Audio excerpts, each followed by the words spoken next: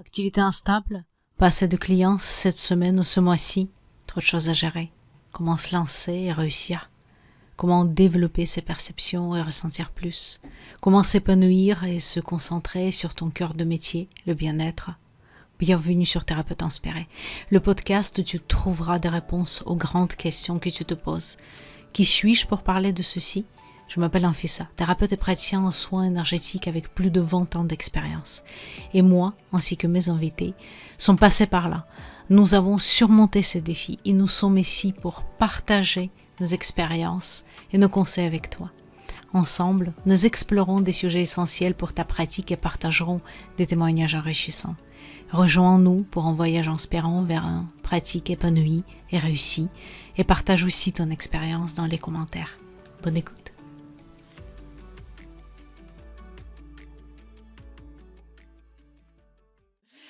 Bonjour Charlotte, je suis ravie de t'accueillir ici. Merci beaucoup d'accepter cette invitation parce que je sais que tu as plusieurs entreprises, tu es très occupée et pour moi c'est vraiment c'est l'honneur parce que je trouve que c'est intéressant de montrer des personnes qui viennent de mondes très terre à terre et qu'ils ont eu cet appel de s'ouvrir à la spiritualité, même avec les choses très concrètes. On peut passer et devenir spirituel ou être spirituel parce que souvent c'est sommeil en nous. Donc, je te laisse te présenter, dire qui tu es, qu'est-ce que tu fais et comment tu es arrivé là. Ok. Bonjour Anfissa, pour moi aussi c'est un plaisir et un honneur d'être là avec toi aujourd'hui, donc merci pour cette invitation. Et je suis encore plus touchée parce qu'en plus toutes les deux on se connaît de par notre parcours scolaire, on était ensemble dans la même classe et je trouve ça très chouette de se retrouver plus de 15 ans après en ayant des parcours finalement qui concordent, donc merci pour cette invitation. Donc moi, je m'appelle Charlotte Michelin, je suis coach et formatrice pour Potentia avant tout et La Source. Potentia, c'est un organisme de formation spécialisé dans le développement et le management de la performance en entreprise pour les managers et les collaborateurs. Donc j'utilise des outils très concrets et très opérationnels effectivement, comme le ProcessCom qui analyse la personnalité, qui aide à mieux comprendre ces séquences de stress, à les prévenir et à sortir rapidement des zones de repli pour mieux justement communiquer, manager et performer. J'utilise également des outils comme le Karpman Process Model qui analyse les boucles dramatiques dans lesquelles on joue et on lance des hameçons au quotidien pour créer du lien parfois de façon inconsciente avec les autres, et la PNL, tout ce qui est programmation neurolinguistique. Donc c'est vraiment comme ça que j'ai débuté mon activité, mais c'est vrai que depuis toute petite, j'ai l'impression d'être reliée à quelque chose de plus grand que moi. Et j'ai toujours eu une intuition extrêmement forte qui m'a toujours poussée et orientée à faire des choix intuitifs et très puissants et impactants qui étaient parfois disruptifs ou très étonnants, en tout cas pour mon entourage. Et effectivement, je ne pouvais pas l'expliquer parce que c'était quelque chose qui venait du plus profond de moi, un appel, une voix, je ne sais pas comment l'expliquer, mais qui en tout cas me donnait les clés sur comment avancer sur mon chemin. Et aujourd'hui, je commence à imbriquer ça en entreprise pour que justement aller plus loin que des outils opérationnels, parce que l'être humain est bien plus complexe que, ok, on analyse ta personnalité, on analyse ton parcours, mais si toi, tu es connecté à quelque chose de plus grand, si ton intuition te guide, tu peux aller plus loin dans ton management, dans ton leadership et dans tes performances. Donc, avec La Source aujourd'hui, qui est un organisme à part entière, j'organise des séminaires quantiques immersifs, des expériences leadership quantique, où chacun justement va prendre connaissance de ses schémas limitants, de sa part d'ombre, pour justement en faire une force et un levier de croissance en entreprise, se connecter à son intuition aussi, pour se relier aux autres. Et voilà, et c'est vraiment ça que j'ai envie de développer aujourd'hui, parce que je pense que c'est la clé pour dépasser le plafond de verre et reprendre sa vie en main et aller beaucoup plus loin sur son chemin. Parfait. Et en plus, tu fais un parcelle parce que ton parcours et ta présentation, je trouve que ça joue pour donner cette légitimité à nos métiers aussi derrière. Parce que c'est vrai qu'on est souvent vu un peu comme des sorcières, un peu que des personnes qui font des choses bizarres. Bien sûr qu'il y a toujours, et je dis toujours qu'on est tous différentes, et il y a aussi des personnes qui sont effectivement plus ou moins perché, même pour moi. Et en même temps, on peut toujours faire le lien. Oui. Et merci parce que tu vraiment, c'est comme tu as fait un parcelle entre ces deux mondes, le monde d'entreprise et le monde spirituel aussi. Mhm. Ben justement, qu'est-ce que c'est donc tu as dit effectivement que tu fais des séminaires immersifs. Tu m'as parlé aussi des châteaux formes. Est-ce que c'est toujours d'actualité? Est-ce que tu peux voilà comment ça se passe? Comment souvent? Comment marche la source? Oui, la source c'est vraiment tout nouveau, donc le projet est vraiment né là cet été après avoir testé des petites briques justement de ces thématiques-là plus spirituelles en entreprise. Et j'ai vu qu'il y avait un vrai intérêt. Et donc aujourd'hui, la source organise donc des séminaires immersifs de 3 jours dans des châteaux formes, principalement pour les entreprises, mais je vais aussi les ouvrir aux particuliers. Ce sont des expériences immersives pendant 3 jours où chacun va être déconnecté de son environnement de travail, de sa maison, justement pour être pleinement connecté à soi-même, sans justement les activités du quotidien, ce soit les mails, les enfants, les activités finalement extérieures qui nous dévient parfois de notre propre connexion à soi. Et donc, pendant 3 jours, on va avancer sur le concept de soi. On va travailler sur ses archétypes, son persona, l'animal, l'animus, l'ombre. On va déjà mesurer en fait le miroir qu'on a avec soi-même, ce qu'on renvoie aussi à l'extérieur, mesurer l'écart entre l'existant, là où on veut aller, voir si on est pleinement aligné déjà avec la pleine connaissance de soi, ce qu'on a envie d'améliorer. On va beaucoup travailler sur l'ego, prendre connaissance de l'ego noble, l'ego ombre, l'ego noble qui est là pour préserver l'estime de soi, vraiment valoriser son estime de soi, sa confiance en soi, et l'ego ombre qui est là vraiment pour moi, qui est très important pour passer en force, pour essayer de dominer, pour essayer de créer du lien, mais je n'en manque pas trop quand même, donc il n'y a pas de connexion authentique. Et c'est ce qui fait qu'on, souvent dans l'entreprise et dans la vie de tous les jours, parce qu'on est les mêmes dans la vie personnelle que professionnelle, on est souvent en échec parfois de ces objectifs où on est un peu, on l'atteint pas tout à fait du premier coup parce que on a un écart identitaire entre ce qu'on est vraiment, le soi profond, et pourtant la journée, ce qu'on montre aux autres est complètement différent. Et ce delta-là, en fait, nourrit notre âme, notre être de vibrations très très basses, nourrit notre être de culpabilité, de doute, de peur, ce qui fait qu'en fait, on n'arrive jamais à manifester et atteindre nos objectifs. Manifester nos objectifs professionnels, manifester la relation idéale qu'on aimerait avoir avec les gens qui nous entourent, familialement parlant, amoureusement parlant, professionnellement parlant. Parce que notre soi, c'est ce qui le nourrit. Et pourtant, à l'extérieur, l'ego est là. Il nous dévie notre trajectoire. On n'est pas authentique. Il y a toujours un delta. Et c'est ce qui fait qu'on ne pourra jamais développer, si on est un entrepreneur, la croissance que l'on veut de notre entreprise, manager idéalement nos équipes et être pleinement soi aussi avec le conjoint ou la personne avec qui on partage notre vie. Donc tout ce travail-là est hyper important parce que finalement, si on s'en rend compte trop tard, on peut passer des années à être à côté de soi et en quête de quelque chose qu'on n'atteindra jamais. Tout à fait. D'où l'importance de se reconnecter à tout ça pour aller vraiment beaucoup plus loin et trouver la source de pourquoi on agit surtout comme ça. C'est pour ça que ça s'appelle la source. Parce que l'idée, c'est pas de faire une psychanalyse, mais c'est de trouver d'où a pris la racine, en fait, de ce comportement.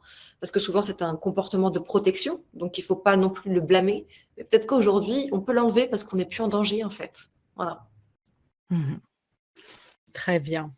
Écoute, très intéressant et tu as donné beaucoup de détails parce que souvent, j'écoute d'autres coachs et c'est très vague parce que j'entends le sujet, il est le même, mais là, j'ai entendu des informations que je n'ai jamais entendues, par exemple, tu vois, sur certains parties, parce que tu sais, quand tu écoutes tout le temps de le développement personnel, tu as l'impression que c'est toujours la même chose, mais repris par d'autres personnes. Et là, j'ai entendu vraiment les choses qui, pour moi, que je ne connaissais pas, qui sont nouvelles.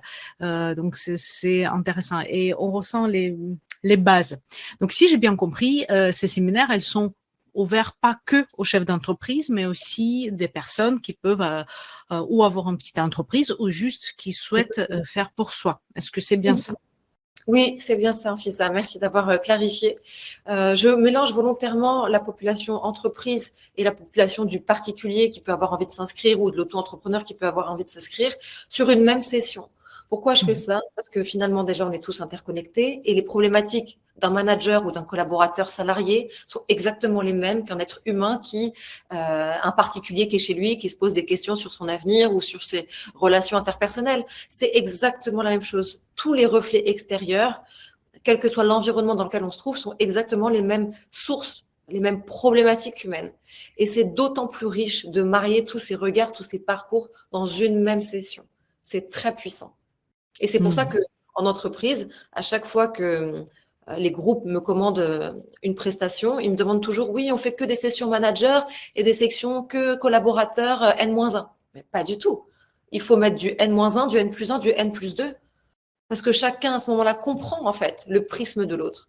Comprend, en fait, au lieu de s'attaquer, oui, mon N+2, il comprend pas ce qu'on vit, nous, sur le terrain, nanana, nanana. Et le mec sur le terrain qui dit, non, mais mon N+, enfin, et le N+2, pardon, qui dit, non, mais les collaborateurs, on fait tout pour les mettre en situation de réussite, ils comprennent pas ce que nous, on vit. Ben là, chacun voit, en fait, le prisme de l'autre et on apprend surtout la compassion. Parce que pour moi, ce qui rend plus performant, c'est quand on arrive à la notion de compassion, quand on ouvre son cœur. Et quand on ouvre son cœur, on est connecté aux autres et on ne peut que aller plus loin, que dépasser l'ego, que dépasser la rancune, la peur, la colère. Et donc, c'est pour ça qu'il faut justement marier tous les parcours. Dans mes programmes de formation, c'est vraiment primordial pour moi. Très super, super intéressant, vraiment. J'entends les mots que moi j'utilise parce qu'il y a une Reiki Karuna qui est Reiki Compassion et j'explique que c'est super important. Et là, tu as repris de l'autre sens, tu vois, oui, je suis là-dessus, c'est sûr que c'est vraiment très, très, très important et c'est très, très, très bien. Oui. D'accord. Impeccable. Et est-ce que justement d'autres projets comme Potentia, comme Master Coach France aussi, est-ce qu'ils t'ont aidé? Est-ce qu'il y avait vraiment un impact pour la source? Ou est-ce que tu les vois vraiment comme des projets séparés ou il y a quand même un fil conducteur entre les trois? Alors, ce sont Potentia et la source sont relativement connectés.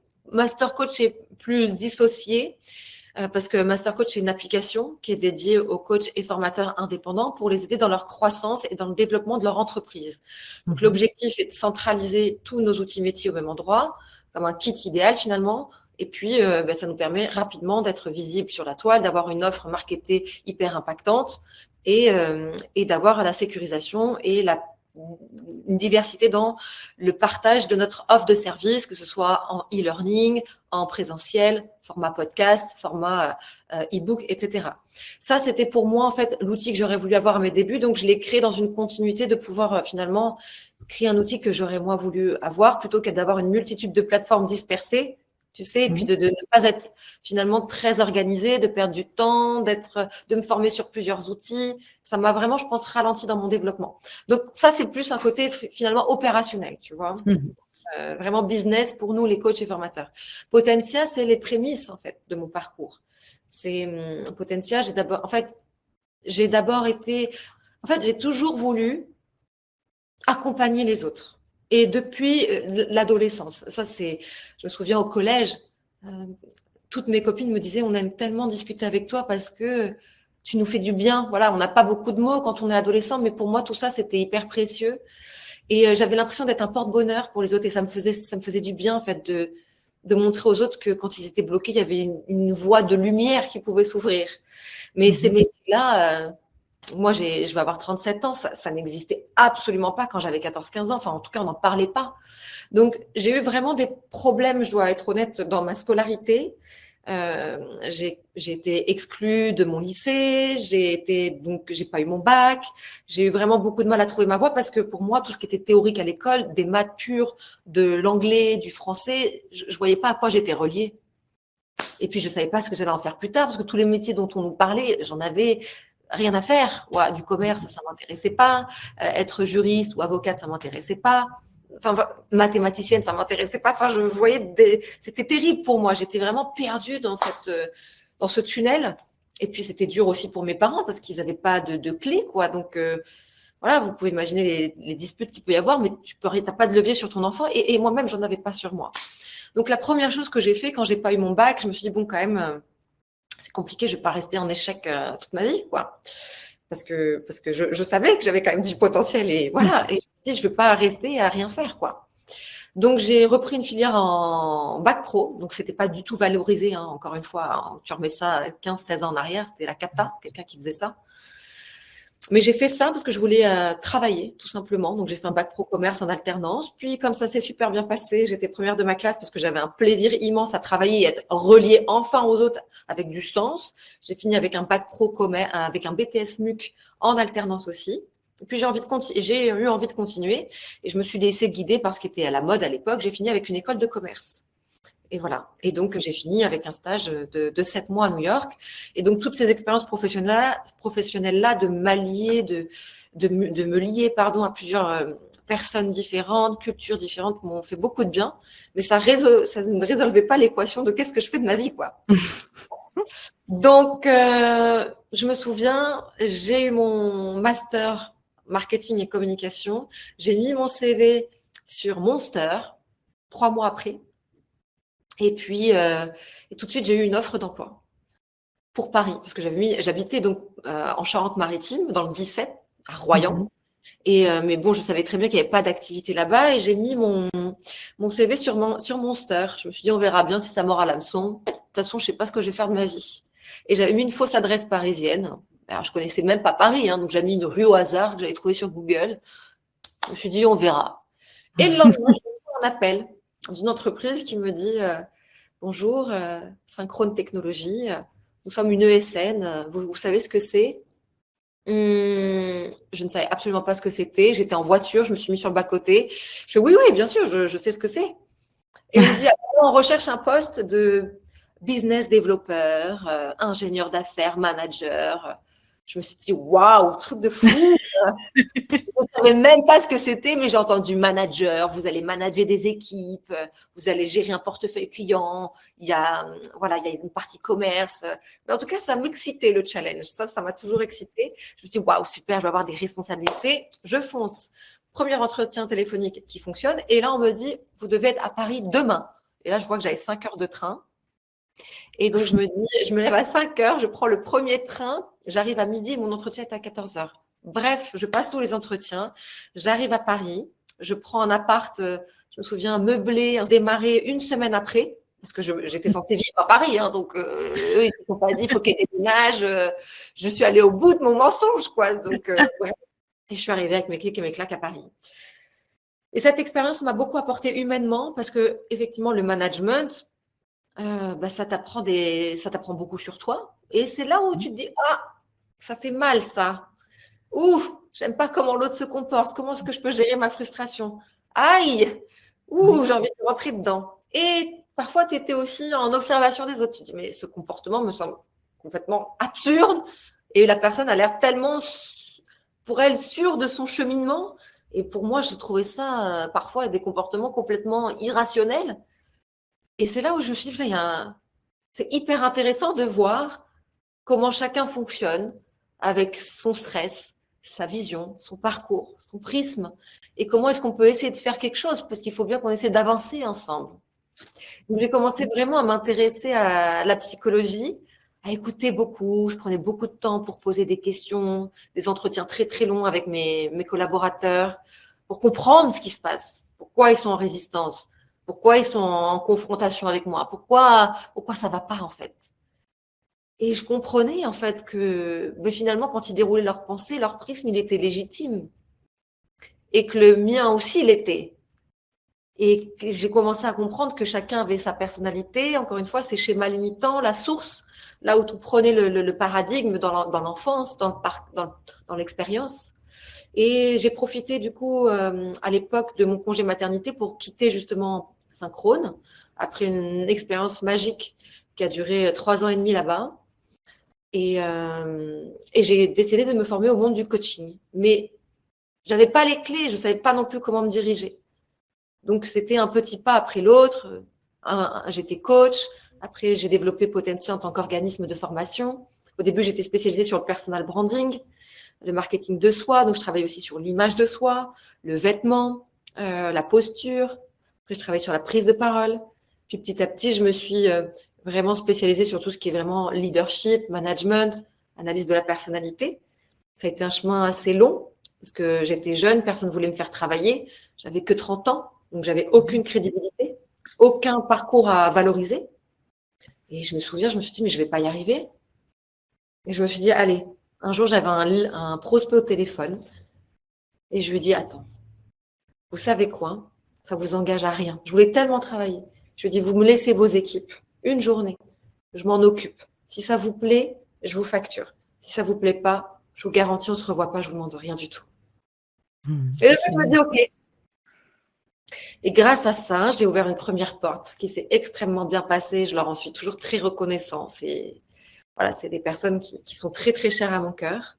Je travaille toujours avec eux. Et grâce à cette première expérience, j'ai eu une première référence pour parler de moi, puis une deuxième, puis une troisième. Et donc, voilà, petit à petit, après, j'ai fait donc accréditer Calliope Potentia.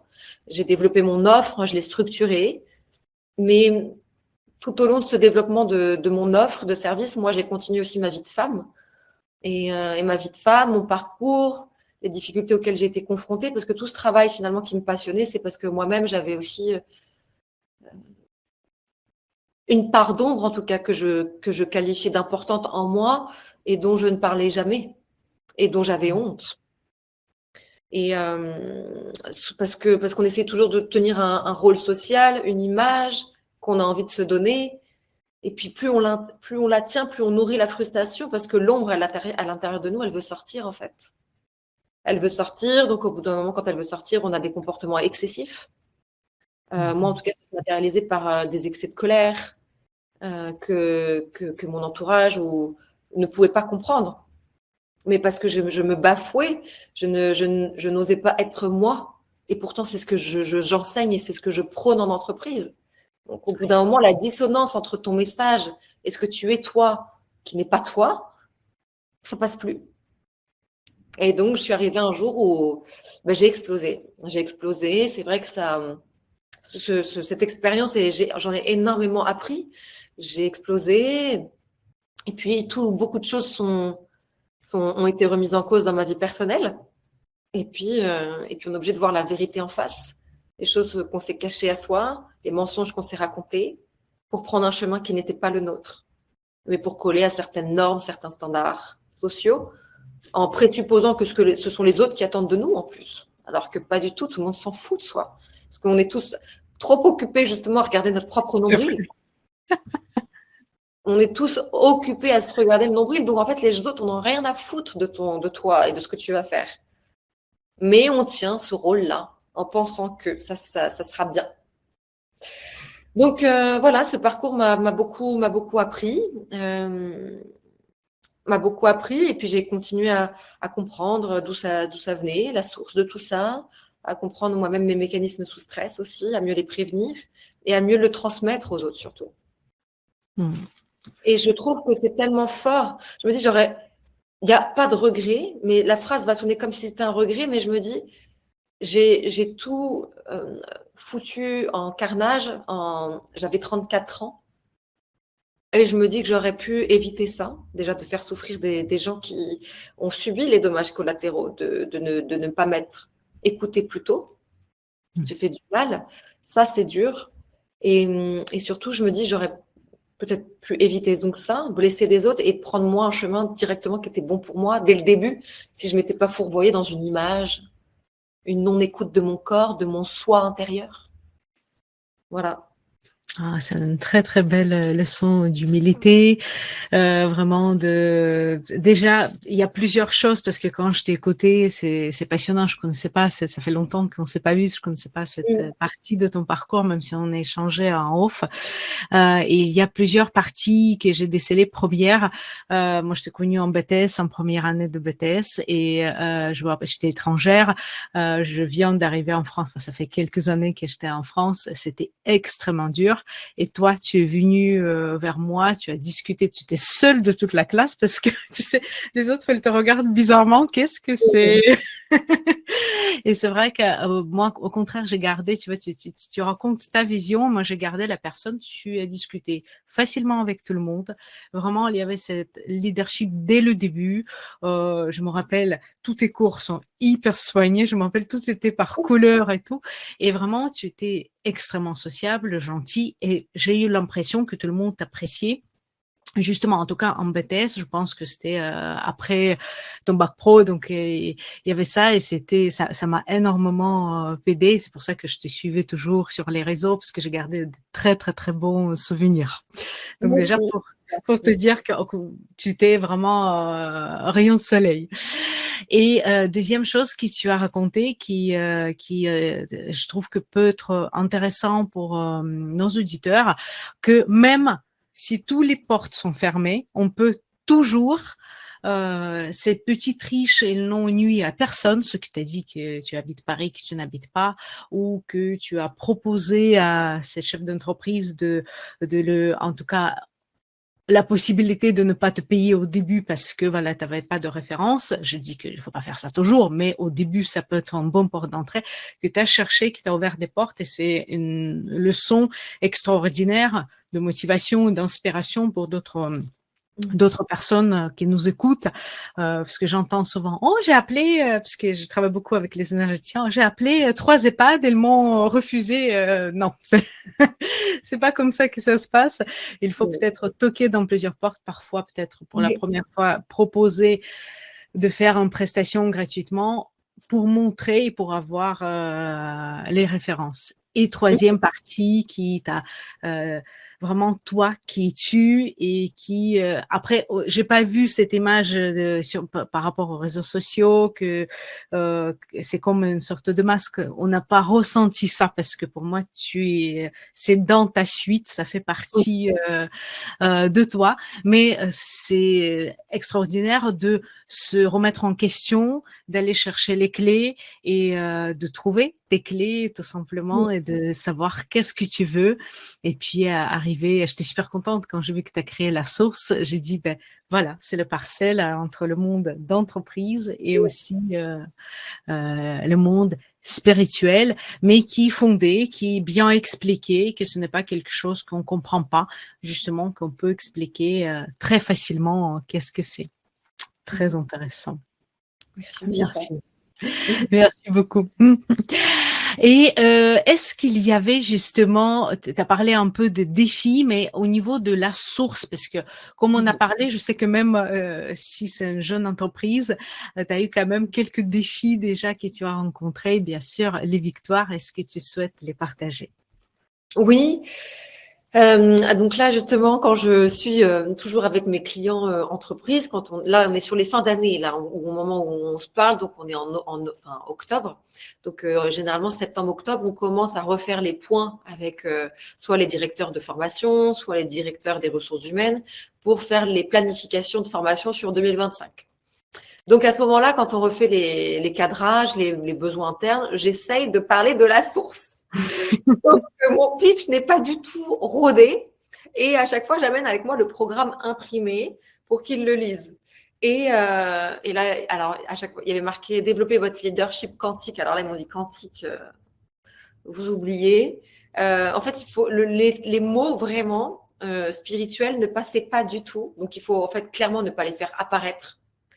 Et essayer de rendre ça terre à terre. Et en fait, on m'a dit, alors là, clairement, qu'est-ce qu'on m'a dit enfin, les trucs spirituels, là, enfin, c'est pas, nous, on signe pas, quoi, ça. Hein, voilà. Donc, enfin, voilà, c'est des réflexions vraiment d'un esprit cartésien qui regarde ça et qui se dit, mais qu'est-ce qu'elle va faire elle a switché. En fait, donc je suis obligée à chaque fois je maquillais en disant alors c'est pas un programme qui sort là, hein, c'est juste je fais un sondage, je vois si ça marche, ce que les gens en pensent, mais effectivement j'ai eu une première sensation d'être très penaude et je me suis sentie finalement c'est vrai les premiers instants confrontée à je me suis dit oh là là mon Dieu en fait ça va pas marcher.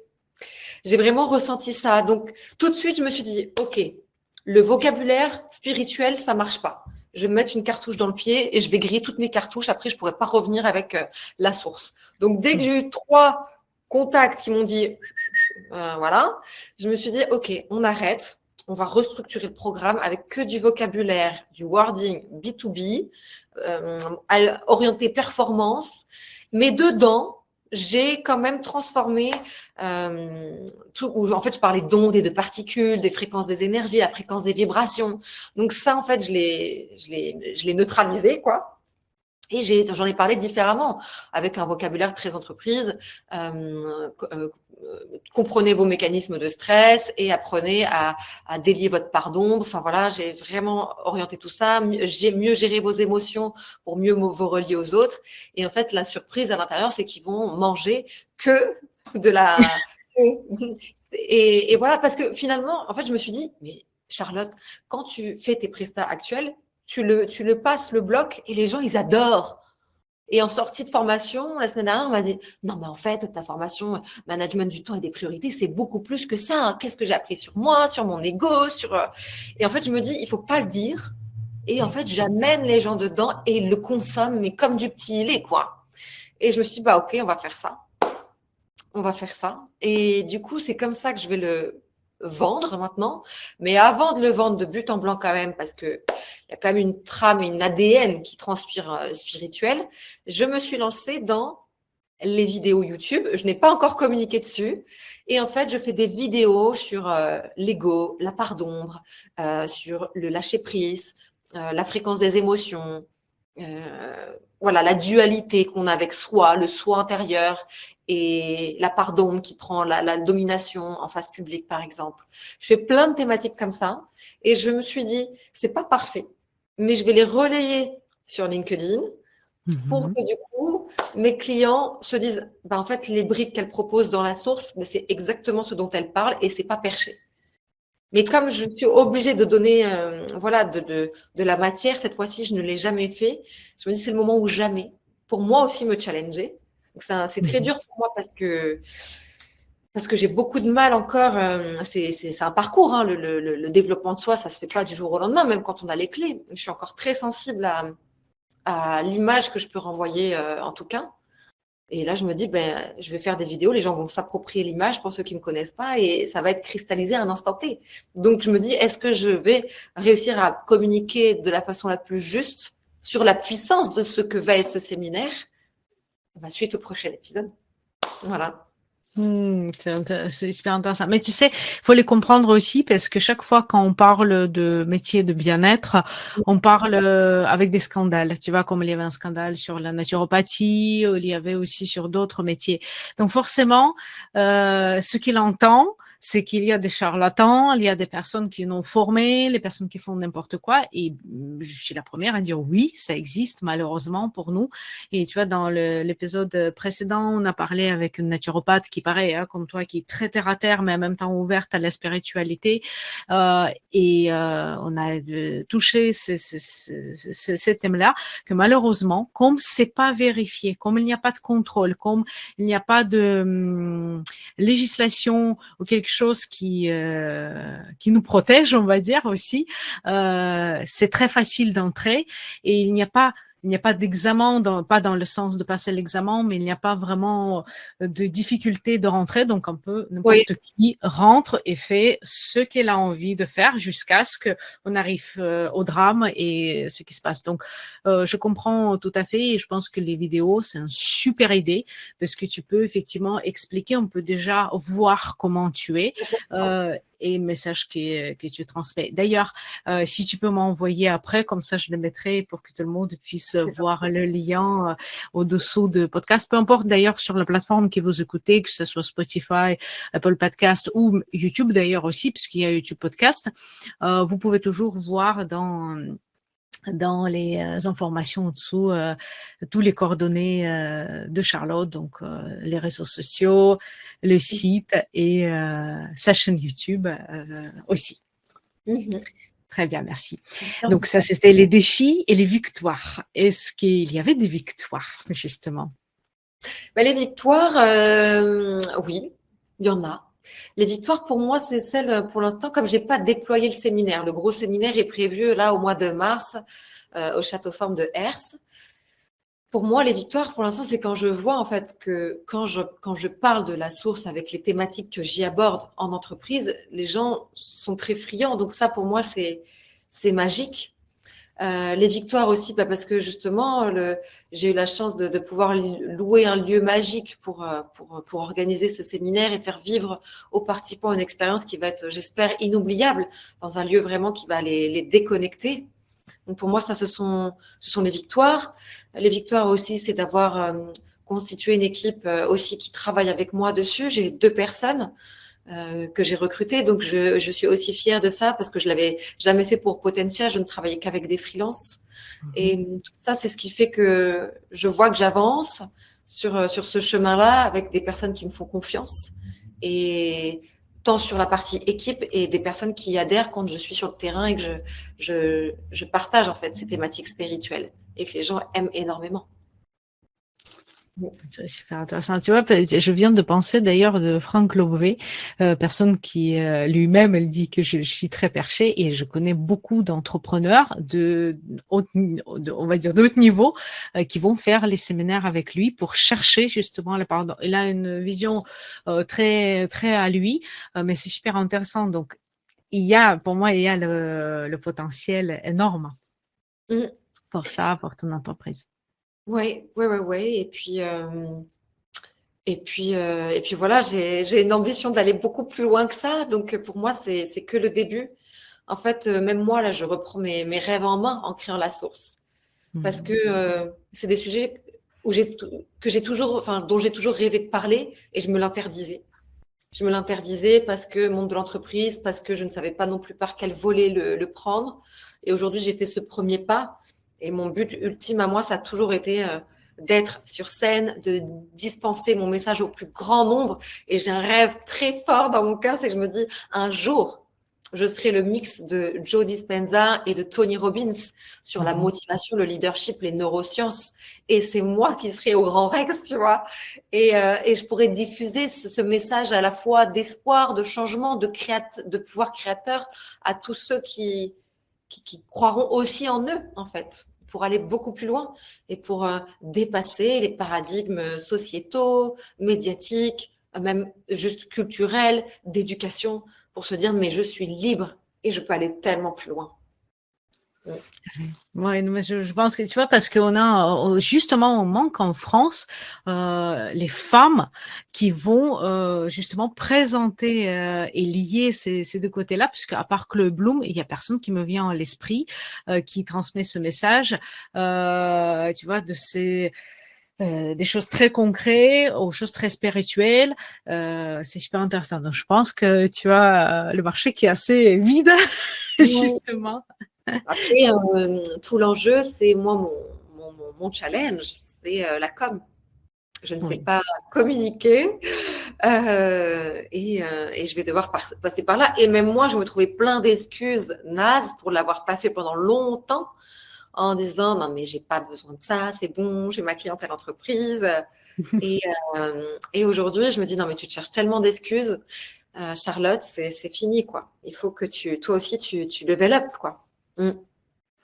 Et puis, tu sais, la communication, ça s'apprend. Et puis, tu as des personnes qui t'entourent, que ce soit tes employés, que ce Oui. soit en freelance, peu importe qui tu vas choisir pour la communication. Et ça s'apprend aussi. Donc, il n'y a pas de barrière. Hein. Très bien. Non. Bon, je pense que, enfin, sincèrement, j'y crois vraiment. Et comme j'ai dit, il y a un manque énorme des femmes qui vont, comme toi, qui présentent ces 2 pôles et terre à terre et spirituel. Très bien. Est-ce que tu as un conseil à donner à la personne qui a envie de passer justement, qui est par exemple coach business ou coach pour les entreprises, vraiment pour de s'ouvrir à un peu la spiritualité, à notre pardon, peut-être aux soins quantiques, peut-être. Donc, tu vois, tout ce monde-là qui est encore très stigmatisé. Pour moi, le fait de d'aller sur le volet spirituel, c'est que, en fait, pour être connecté aux autres de façon très puissante, on ne peut pas le faire si un jour on n'accepte pas de se connecter vraiment à soi et de tout regarder. Parce qu'en fait, on se rend compte que tout ce qu'on avait noué comme relation jusqu'ici, c'était finalement très superficiel, puisqu'il y avait toujours un maquillage. Donc, c'est vrai que ça peut faire peur parce qu'il y a effectivement, quand parfois on se connecte à soi, à la spiritualité, nous-mêmes, on change tellement, vraiment, hein, avec notre regard, on est détaché de certaines choses, et il y a des choses aussi qu'on n'accepte plus, dans le sens où on s'en éloigne naturellement, mais on se fait regarder bizarrement, donc on se fait critiquer, juger. Mais heureusement, on a appris à se détacher de ça, donc il faut aussi être prêt à remanier son environnement, son écosystème. Parce qu'effectivement, il y a des gens qui ont pu rester dans le sillage, et c'est normal. Mais ça apporte tellement de bien, en fait, avec soi, de se dire, en fait, j'ai vu, ça y est, j'ai vu ce que je voulais pas voir à l'intérieur de moi. Je l'ai vu et je l'aime quand même. Et je l'aime quand même alors je vais pas dire c'est ok parce que je déteste ce truc-là de coach et c'est ok, ça m'énerve. Mais je l'ai vu et c'est cool, ça fait partie de moi et je suis humaine et ça n'empêche pas que j'ai des belles choses à côté et personne, la perfection n'existe pas. Mais ça apporte beaucoup de compassion avec soi et il y a que quand on arrive enfin à avoir de la compassion avec soi, je pense qu'on s'aime vraiment.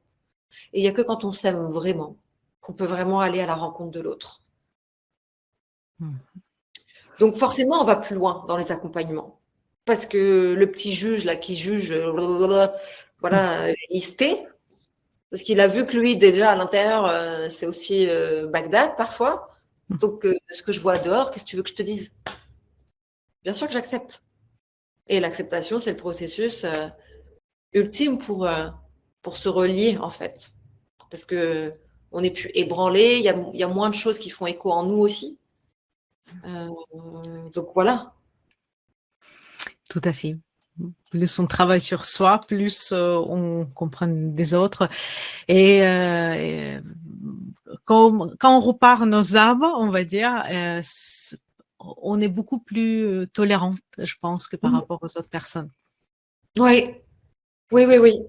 Mais c'est pas toujours bien vu. En fait, on te dit que tu n'es pas tolérante, tu es. Alors, les gens ont beaucoup de mal à faire la part des choses, je trouve, entre cette problématique que je trouve qui est très importante d'aborder dans les formations, encore une fois, l'ego noble et l'ego ombre, l'ego pourri, vraiment. Et quand tu es tolérante, tu dis non, mais vraiment, tu acceptes n'importe quoi. Mais comment tu peux oser accepter ça? Mais pas du tout. C'est d'autres chemins. Et c'est vrai que si les personnes qui nous entourent sont pas ouvertes à ça, bah les discussions, il y a plus lieu d'être. Parce que là, avec un esprit obtus comme ça, tu peux pas aller plus loin, quoi. Ouais. Tu peux pas aller plus loin. Ouais. Très intéressant. Très bien. J'ai presque dernière question à te poser. Quelles sont les valeurs que tu transmets à travers, même si tu as parlé déjà, entendu, mais juste pour résumer, les valeurs que tu transmets à travers, je pense que toutes tes entreprises, parce que ça va être lié, toutes tes entreprises, pardon, ça va être lié, et bien sûr la source. Oui, alors moi j'ai une valeur, c'est partout chez moi, c'est Je vois. la On va dire parce que les auditeurs, ils ne nous voient pas. un gros dessin marqué amour. Pour moi, l'amour, c'est l'essence de tout. C'est l'essence de la joie. C'est l'essence d'aimer vivre. C'est l'essence d'aimer être seul avec soi. Quand tu es en amour, tu peux être en amour de tout, même de toutes les petites choses du quotidien. Et tu peux trouver justement la lumière dans tout, en fait, même quand tu trouves que ton chemin est parfois un peu long et semé d'embûches. Et l'amour, c'est voilà, c'est vraiment ce que je transmets aux autres à travers le dévouement, la dévotion, l'engagement et la transformation. Ouais, je pense que c'est vraiment la transformation, c'est hyper important. Si vous n'avez pas envie de bouger ni de changer, ne venez pas à mes séminaires, hein, parce que ça, c'est sûr. On se transforme, mais c'est une belle éclosion. En fait, on sort d'un chrysalide dans lequel on était parfois depuis des années. Et d'un seul coup, hop, il y a une patte, une aile qui sort. Et hop, prend son envol. Ouais. C'est beau, c'est beau. Mais justement, comment on peut trouver si on a envie de participer à ton séminaire? Comment sur le site, je suppose qu'il y a une annonce sur le site. Comment on peut trouver? Comment on peut s'inscrire? Oui, merci Anfisa de poser la question. Alors, ils peuvent aller sur www.la-source.io, www.la-source.io. Et dès qu'on arrive sur la page d'accueil, il y a un volet entreprise et un volet particulier. Et les deux renvoient sur donc on a un programme. Donc, c'est le même programme, mais qui est vendu avec des mots différents. En entreprise, il est plus corpo, vous l'aurez compris. Côté particulier, je me lâche plus. Mais c'est le même programme qui sera dispensé avec les mêmes dates. Et donc après, on peut réserver directement ou prendre des informations avec moi directement sur le site si besoin d'échanger, de comprendre, etc. Voilà. Très bien. Je laisserai aussi le lien sous cet épisode, donc vous pouvez aller voir et bien sûr poser toutes les questions et suivre aussi Charlotte sur Instagram. Sa page, elle est toute nouvelle, en tout cas pour Oui. la source, mais c'est très intéressant, c'est bien expliqué et je trouve qu'on peut trouver des informations. Déjà, il y a pas mal d'informations quand même là-dessus. Merci. Très bien. Est-ce qu'il y a quelque chose qui peut-être, je t'ai pas demandé, mais que tu as envie de dire? C'est pas obligatoire, c'est la question que je pose toujours.